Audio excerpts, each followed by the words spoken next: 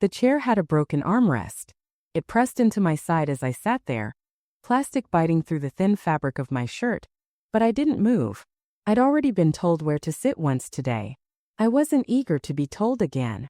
Across from me, a television mounted too high on the wall flickered through a weather report. Storms rolling in somewhere I would never visit. The volume was low, just loud enough to be irritating, just quiet enough to feel intentional. A toddler screamed 2 seats down. A man coughed without covering his mouth. Someone dragged a suitcase across the floor, the wheels making a sound like a slow scream. I folded my hands over my purse and waited. Time behaved strangely in that room. It stretched then stalled. It felt thick like syrup left out too long. The digital clock above the charging station said 9:15 a.m. I memorized the numbers, watched the colon blink on and off as if it were breathing. They'd said they'd be right back. That phrase has always sounded harmless, temporary, like a promise that doesn't need to be spoken twice. I told myself not to be dramatic. Airports are chaotic. Families scatter and regroup all the time. People get distracted. Phones die. Lines get longer than expected. Reasonable explanations lined up neatly in my head, each one calmer than the last. Still, my eyes kept drifting to the corridor they disappeared into. I replayed the moment over and over. The hand on my arm, the smile that didn't quite reach the eyes, the voice carefully softened like one uses with children, or with people assumed to be fragile. Just wait here. As if waiting were what I did best.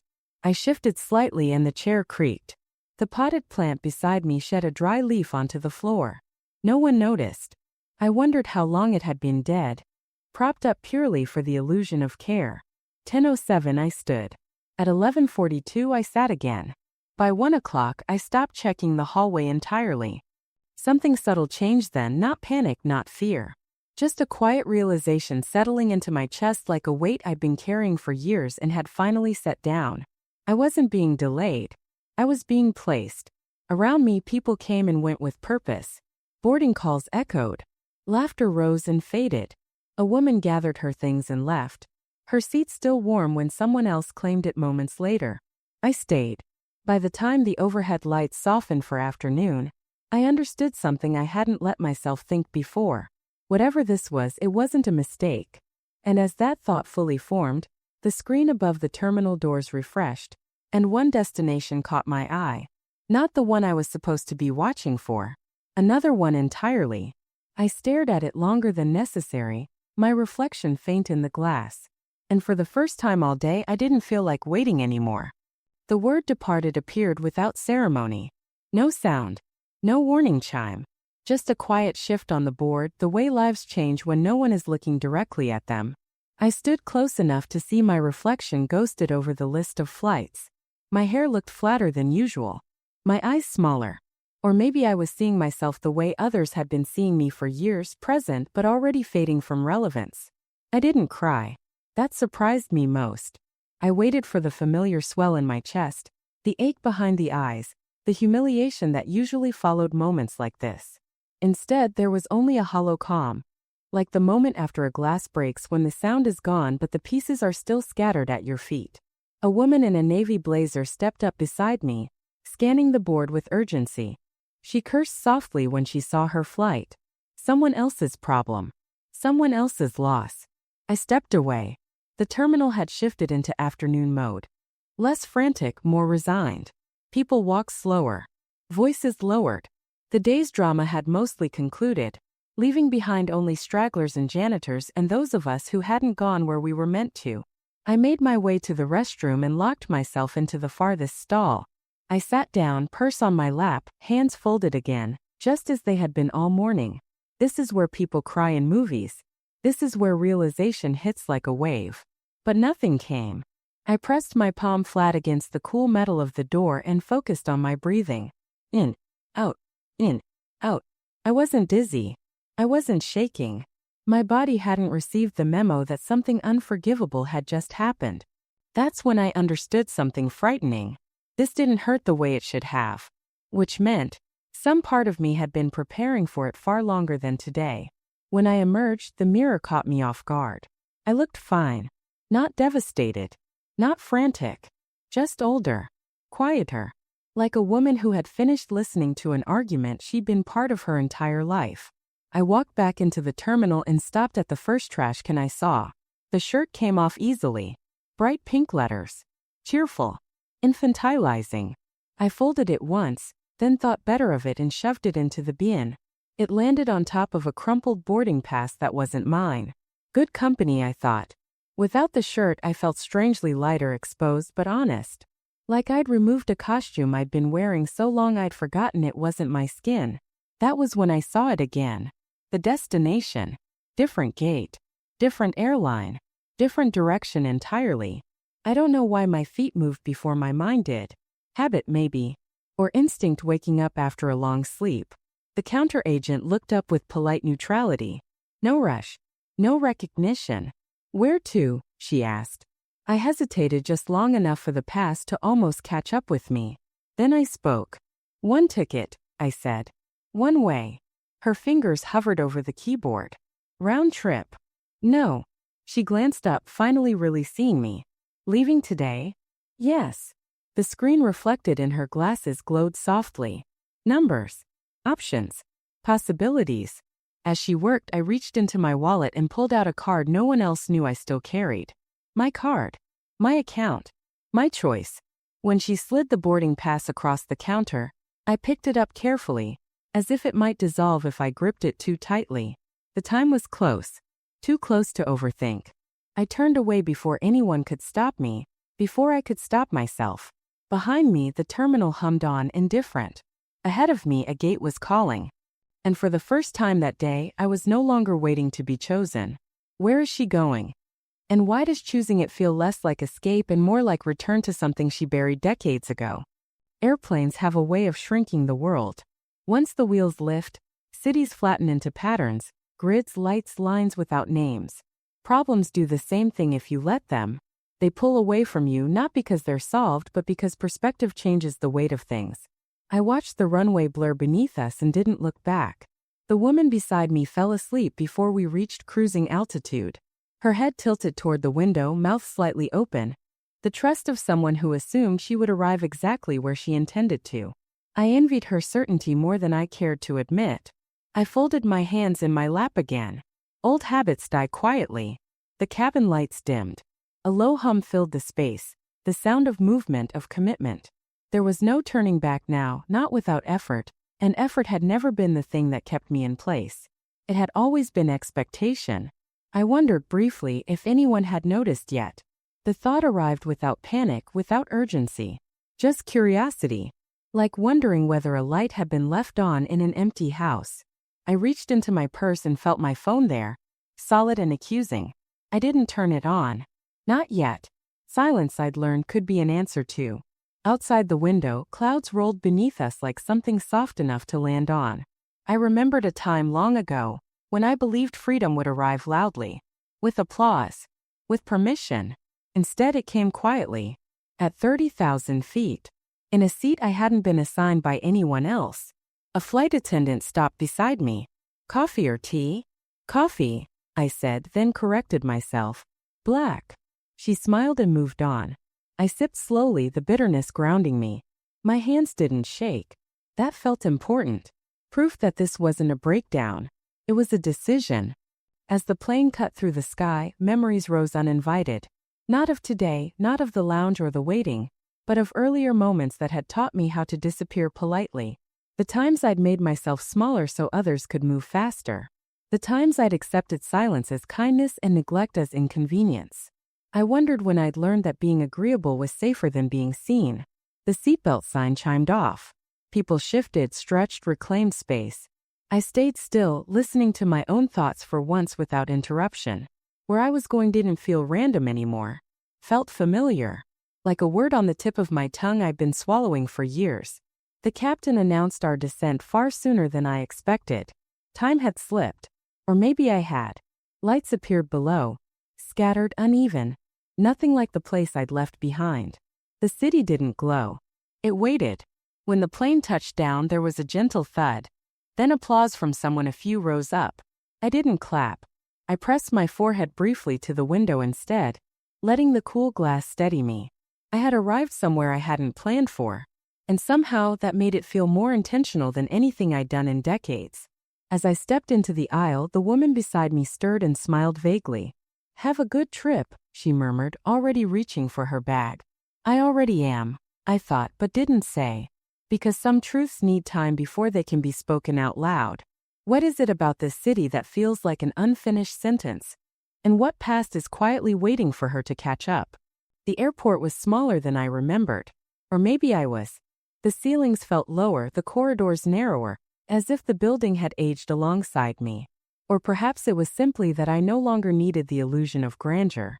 I walked slowly, not because my legs demanded it, but because nothing was chasing me anymore.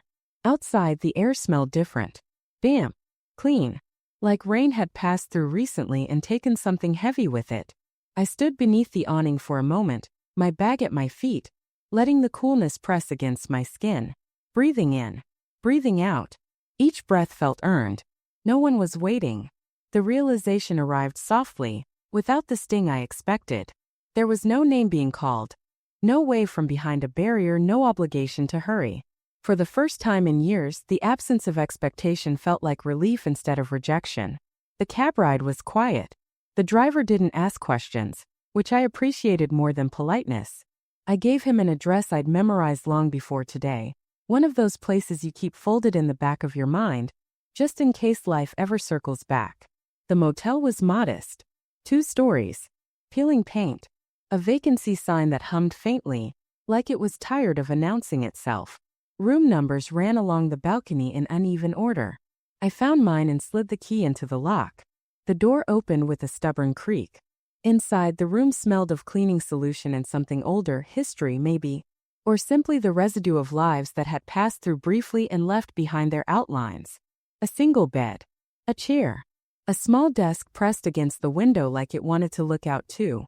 I set my bag down and sat on the edge of the mattress. The silence wasn't empty. It was waiting. I washed my face at the sink and stared at myself again, water dripping from my chin. My eyes looked different now. Not younger. Not brighter. Just clearer. As if something foggy had lifted and I was finally seeing the edges of my own life. I lay down fully clothed and slept without dreams. When I woke, morning light had slipped through the thin curtains and settled across the floor in a pale stripe. I watched it move as the minutes passed, marking time without demanding anything from me. I made coffee using the tiny machine by the window. It tasted thin and imperfect. I drank it anyway. Outside, a woman in a robe walked her dog. She moved carefully, deliberately, like someone who had learned to pace herself after years of rushing for others. I felt a strange kinship. By the time I stepped outside, the day had decided to be kind. Not warm. Just gentle. I walked without direction at first, letting my feet choose. Each step was an argument against the life I'd been told was already over. My hip complained. My breath shortened. I kept going. A bakery appeared on the corner like a suggestion. I went in and bought a scone, handing over exact change. The woman behind the counter smiled. Not the performative kind, but the one people use when they don't need anything from you. "You new here?" she asked. "I used to be," I said, surprising myself. She nodded as if that made perfect sense. Outside again, I sat on a bench and ate slowly. Crumbs fell onto my coat. I didn't brush them away. I didn't know how long I could stay, or where I would go next. But for the first time, uncertainty felt honest instead of frightening. As I finished the last bite, my phone vibrated in my bag. Once. I didn't reach for it. Not yet. Because something about this moment felt fragile. Like a door that might close if I turned away too soon. Who is calling? And what happens when the past finally realizes she is no longer where it left her? Say. The phone vibrated again. Longer this time. It felt heavier in my bag, like it had gained weight from being ignored. I knew without looking who it was. There are some instincts you earn after a lifetime of being needed only when you are useful. I stood up from the bench and walked instead. The neighborhood opened slowly. Quiet streets, tired houses, trees that leaned like they'd given up impressing anyone years ago. I liked that. Places like this didn't ask you who you used to be. They only cared who you were willing to show up as today. The phone stopped buzzing. Silence returned, but it wasn't peaceful. It was expectant. Like the pause before someone knocks again, harder. I found myself in a small park without realizing how I'd gotten there. A few benches. A patch of grass trying its best. I sat and watched pigeons argue over nothing. That's when the guilt arrived. Not loud. Not dramatic. Just a thin, sharp whisper. You should answer. You should explain. You're being difficult. The voice was familiar. Sounded like reason, but it never was. I took the phone out then. The screen lit up with missed calls and messages stacked like accusations. Names I knew too well. Words that would sound worried now, offended later, and eventually angry when worry didn't work. I didn't open them. Instead, I powered the phone off completely. The relief was immediate and unsettling, like taking off a cast you'd forgotten you were wearing. My hand trembled, not from fear, but from the unfamiliarity of choosing myself without permission. By afternoon, I was back in the motel room, sitting at the small desk by the window. Sunlight poured in like it had something important to say. I made a list on the back of an old receipt. Money. Not much, but enough for a start. Health. Imperfect, but still mine. Time. Finally my own. The list was short. Honest. It didn't include anyone else. That's when the knock came. 3 soft raps. Polite. Unassuming. I froze. No one knew I was here. Not officially. The thought tightened my chest just enough to remind me I was still human. I opened the door slowly. The woman standing there looked to be around my age. Strong posture. Clear eyes. A cigarette tucked behind one ear like punctuation. You looking for a room? She asked. I blinked. Excuse me. She nodded toward the vacancy sign. Saw you come in yesterday. I rent a room down the street. Quiet. No nonsense. Something in her tone told me she meant exactly what she said. I'm Joyce, she added. You are. I hesitated, then answered with my full name. It felt important. She considered me for a moment, then nodded once. You don't look like trouble. Come see the place if you want. As she turned to leave, she glanced back. Decision's yours. I don't chase. I closed the door and leaned against it, heart racing, not from fear, from possibility.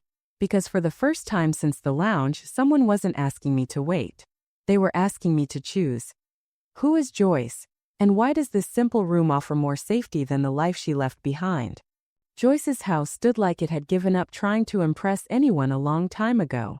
The paint was faded blue, peeling in places where weather had won its small, patient battles. Wind chimes clinked on the porch, not musically, more like someone tapping spoons together while thinking about something else. A cat sat on the railing, unimpressed by both of us. This is Franklin, Joyce said, unlocking the door. He judges quietly. You'll get along. Inside, the air smelled like onions and lavender. Comfort and blunt honesty mixed together. The house wasn't tidy in the staged way, but it was clean in the way that mattered. Books stacked where they'd been read. Shoes kicked off without apology. A life lived without curating it for anyone else. The room's upstairs, she said. Rules are simple. Rent's weekly. Kitchen's shared. No drama. No disappearing food. No strangers without warning. That's all. I asked. She looked back at me. Really looked. That's all. The room itself was small. A twin bed. A dresser that had seen better decades.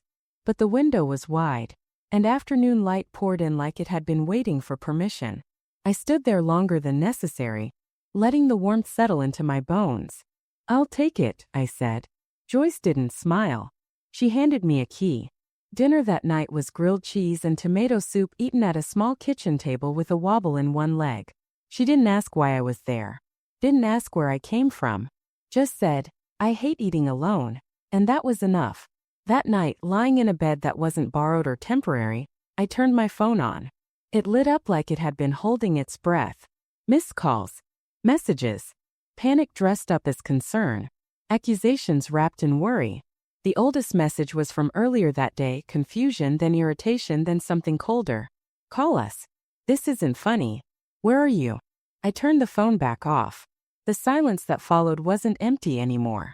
It was earned. Days began to form a shape. I walked the neighborhood. Found a cafe with a handwritten, "Help wanted" sign in the window. I applied without overthinking it. The woman behind the counter studied me like she was weighing risk versus reliability. "You ever worked food service?" she asked. "I've fed people my entire life," I said. "And I show up." She nodded. "Trial shift tomorrow." I showed up early. I poured coffee. I remembered orders. My feet ached, but it was the good kind, the honest ache of being useful to myself. When she told me I was hired, I didn't thank her like she'd saved me. I thanked her like equals do. That evening, sitting on Joyce's porch watching the sky dim, she asked, "You hiding or healing?"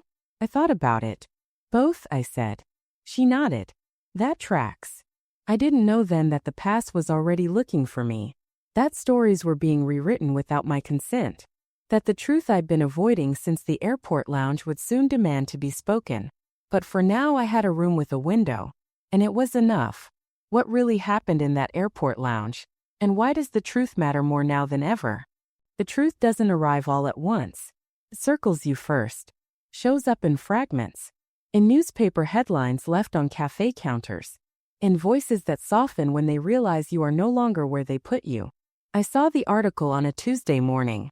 Heather slid it across the counter without a word. The headline was large. Dramatic. Designed to perform concern. Family fears for missing grandmother. There I was in the photo, smiling, holding a pie, cropped just enough to look harmless. Vulnerable. Manageable. They said I vanished. They said I was confused. They said I wouldn't do something like this on my own. That's when the opening scene finally made sense. The lounge wasn't an accident. It was a solution. A quiet one. A convenient one. They didn't forget me. They placed me between a fake plant and a flickering screen because it was easier than saying what they'd already decided. That I was baggage. That vacations were smoother without me. That I would wait because I always had. 8 hours wasn't negligence. It was certainty. They boarded knowing I wouldn't cause a scene. Knowing I'd sit. Knowing I'd doubt myself before I ever doubted them. And that realization hurt. But not the way abandonment hurts. It hurt the way clarity does, sharp, clean, irreversible. Adam called that night. I let it ring. Lisa sent a message. Then another. Then one that said we were scared. I believed her. But fear doesn't excuse cruelty. And panic doesn't erase choice. Kieran called instead. "Grandma," he said softly, like he'd been holding the word carefully. "I know." That was all he needed to say. He'd seen the way they spoke about me. The way decisions were made around me. The way love turned conditional when I stopped being useful. I didn't leave because I was angry, I told him. I left because I finally understood. Later that week, I wrote one letter. Not long. Not cruel. Just honest. I told them I remembered the lounge. The waiting. The hours. I told them I chose not to come back. Not as punishment but as protection. I told them I was safe, capable, and done shrinking. I didn't ask for apologies. I didn't offer forgiveness. Some things don't require either. That night, I sat on Joyce's porch wrapped in a blanket, Franklin heavy at my feet. The street was quiet. The kind of quiet you earn by walking away from noise that was never yours to carry. "You good?" Joyce asked. "I am," I said, and meant it. Here's the thing no one tells you. You don't always lose people because you failed them. Sometimes you lose them because you finally stop abandoning yourself. The lounge wasn't where my story ended. It was where I was released. And if you're listening to this because something in you feels parked, overlooked, or quietly set aside, know this. You're not waiting because you're weak. You're waiting because you were taught to. But you can stand up. You can choose a different gate. And it's never too late to board your own life.